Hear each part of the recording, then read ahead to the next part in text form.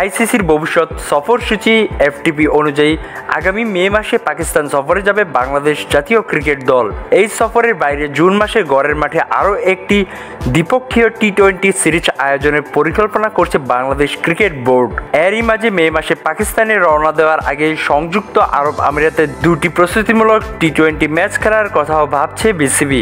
সব মিলিয়ে মে ও জুন মাসে 10টি টি-20 ম্যাচ খেলবে নাজমুল হোসেনের শান্তর দল।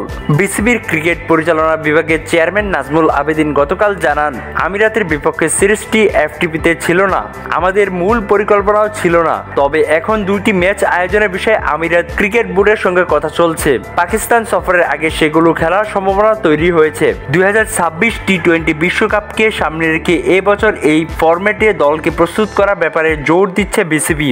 শুরুতে পাকিস্তান সফরে 3টি ওয়ানডে ও 3টি টি-20 খেলার কথা থাকলেও দুই বোর্ডের আলোচনায় সেটি পরিবর্তন হয়ে 5 ম্যাচের টি-20 সিরিজ পরিণত হয়েছে বলে জানিয়েছেন বিসিবির পরিচালক ফাহিম। এছাড়া জুন মাসে এফটিপির বাইরেও আরও একটি 3 ম্যাচের টি-20 সিরিজ আয়োজনের কথা চলছে, যেখানে প্রতিপক্ষ দলও হতে পারে পাকিস্তান। যদিও এখনও কোনো সিরিজের নির্দিষ্ট সূচি চূড়ান্ত হয়নি, তবে সবকিছু ঠিকঠাক থাকলে মে জুনে বাংলাদেশ দল খেলবে মোট 10টি টি-20 ম্যাচ, যা বিশ্বকাপের প্রস্তুতির জন্য একটি বড় সুযোগ।